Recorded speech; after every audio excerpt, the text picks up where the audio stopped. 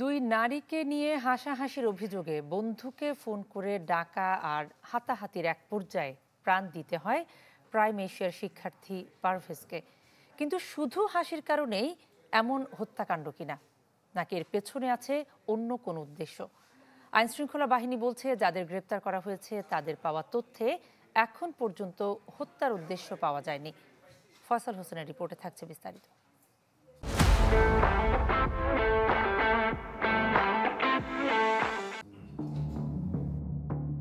Prime Asia বিশ্ববিদ্যালয়ের শিক্ষার্থী জাহিদুল ইসলাম পারভেজ হত্যাকাণ্ডের সূত্রপাত এখান থেকেই। ১৯ এপ্রিল বিকেলে পরীক্ষা শেষে বন্ধুদের সাথে আড্ডা দিচ্ছিলেন পারভেজ। এ সময় পাশে থাকা দুই নারী তাদের দেখে হাসি ঠাট্টা করার অভিযোগ করেন।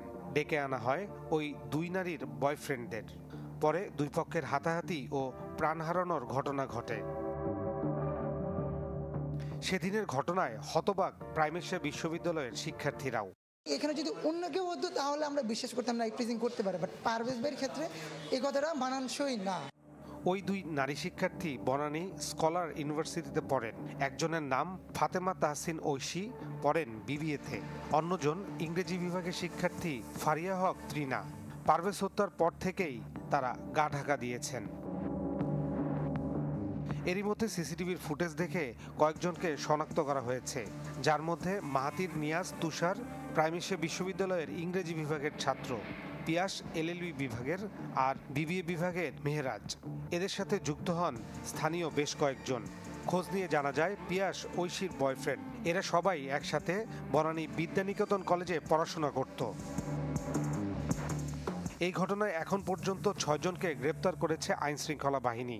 বনানী থানার মামলায় এজাহারভুক্ত প্রধান আসামি মেহরাজকে গ্রেপ্তারের পর র্যাব জানায় হত্যার উদ্দেশ্যে নয়, বন্ধুর ডাকে সাড়া দিতে গিয়ে হাতাহাতির এক পর্যায়ে ছুরিকাঘাতে মারা যান পারভেজ।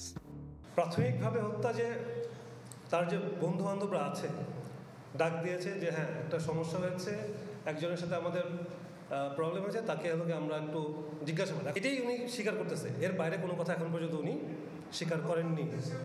আইনশৃঙ্খলা বাহিনী বলছে পারভেজ হত্যায় বাকিদের গ্রেপ্তার করা হলে বেরিয়ে আসবে পুরো ঘটনার রহস্য। ফয়সাল হোসেন, চ্যানেল 24, ঢাকা।